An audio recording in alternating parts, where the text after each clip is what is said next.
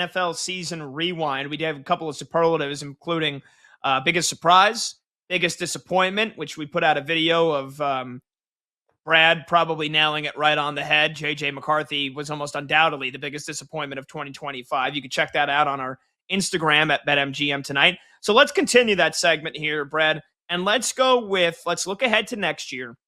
Who is your fantasy football sleeper for 2026? Who should everybody be targeting in those middle to late rounds? Yeah, call me a cokehead. I'm going to go with Jalen Coker of the Carolina Panthers, my friend. A guy that really shined in the wild card round, and maybe that is a precursor of what is to come, an appetizer of sorts. Of course, there's a lot of question marks about Bryce Young, his development. Can he be consistent?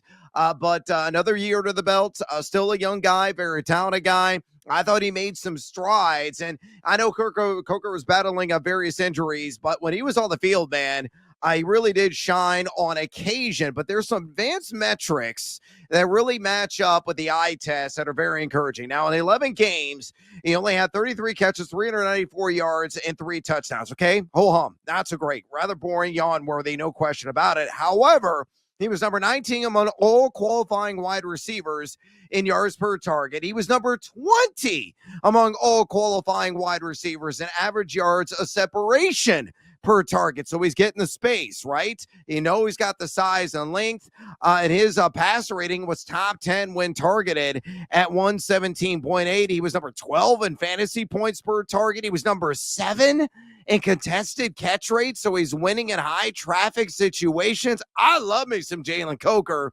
And again, based on the surface stats, you're going to get him dirt cheap. We're talking the beer fuzzy hours and rounds of your fantasy draft. Go the extra dollar for your auction. And I'll pick him in round 11, round 12 as your 5th or 6th wide receiver. I think a breakout is imminent. It is coming. I know T-Mac, Ted McMillan is going to the WR1, but you shouldn't sleep too hard on Jalen Coker I know it's kind of a big if, Bryce Young can make some strides. I like that. The cokehead. I'm a cokehead. But you could say that all day. Say, what are you talking about? Jalen Coker. I love him. Okay. That's great. Yeah. I'm going to go with a guy on the Seattle Seahawks who I feel like everybody has just about forgotten about, and I think it's unfair. Torrey Horton, their rookie wide receiver this year from Colorado State, their 5th round draft pick. And if, for a lot of folks, like a lot of us get recency bias, a lot of people are probably listening right now saying, who? You're not talking about Rashid Shaheed, who they got at the trade deadline? This is the reason they got Rashid Shaheed at the trade deadline, because Torrey Horton was putting up awesome numbers in his rookie season. The guy played in 8 games, and he had 5 touchdowns. Not a big volume guy, right? He never had more than 48 yards in a game, didn't have more than 4 catches in a game. But out of 8 games played, he scored 5 touchdowns, and including the last game he played in the season, Week 9 against Washington, 4 catches, 48 yards, 2 touchdowns. This guy was on the rise, and then he suffered a season-ending injury. And I think next year he could become a massive star because of all the attention that's going to get paid to Jackson Smith and Jigba. And Brad, I got to be honest, I think the Seahawks are going to cut Cooper Kupp at the end of the season. I think he costs them too much money. They need to pay Jackson Smith and Jigba a monster extension, probably this offseason. They're on the hit for Cooper Kupp for $17 million next year, $18 million a year after that. I think the Super Bowl is going to be his last game in Seattle, and I think they're going to move on from him. They're going to extend JSN. They have Rashid Shaheed also as an unrestricted free agent. They got to make a decision on him. And that, I just think it opens the door for Torrey Horton to come back in year 2 and have a monster role. So I'll go with Torrey Horton. Here's a who. He might be hearing no more who's next year if he turns into a star. Let's move on. Who is your non-QB MVP for this season? It's got to be the CMC football factory, man. He was just churning out on the conveyor belt all kinds of platinum hits every single week in the box score. If you look at my friends at Fantasy Points, he was number one in fantasy war, wins above replacement. Similar in baseball, they track it though for fantasy purposes. So in a half point PPR format, his fantasy war was 6.47. Number two on that list, the outstanding Bijan Robinson, though, at 5.58.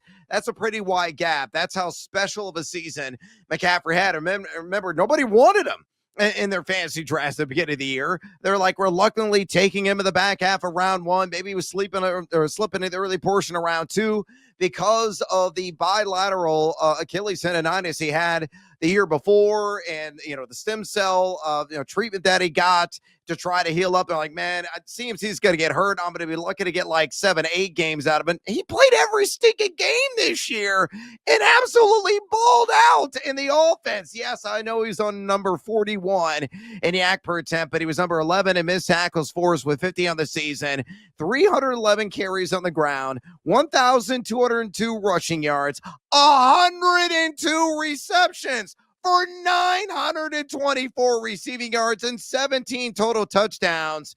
By the way, the 102 receptions he had this year, he is number one, number three, and number four all time in running back receptions in a season. It's crazy what CMC did this year, what he's really done when he's been healthy his entire career, bar none in my mind, outside any quarterback, most valuable player, period. Yeah, I mean, look, I can't disagree with you entirely there, but I will go with a receiver, and I'll go with a guy that can make just as much as that claim, and that is Jackson Smith-Njigba, JSN, who had the seventh most receiving yards in a single season in NFL history this past year with 1,793. He had 10 touchdowns. Both of those led the NFL for receivers. He was tied with Puka Nacua for most touchdowns, or his second in touchdowns, led the NFL in receiving yards, 119 catches, was second only to Puka Nacua. But, think about where the Seahawks offense would be without him. They would be in a much darker place. And it's not only that, it's just the consistency with which he did it. He had 90 yards or more this season in all but 5 games. 90 yards or more in all but 5 games. Like, think about that consistency to basically dominate and ball out every single week. The guy was an absolute stud. He's a star in every sense of the word. He's a top 5 receiver in football. He was the best receiver in football. And for me, he was the best non-quarterback in the NFL this season. All right, really quickly. Most memorable play this entire season, playoffs included, Brad.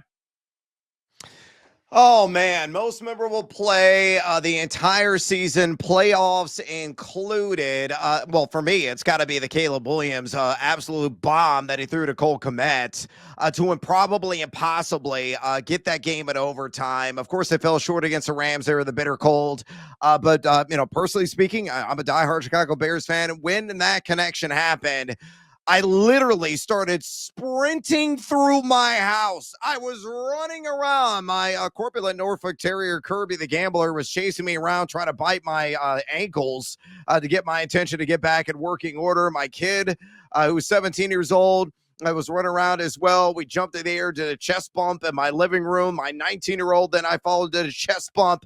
I hugged the wife, though. No chest bump for her. An amazing, amazing play that went down, and it was madness at Casa de Evans. Unfortunately, it didn't win them the damn game.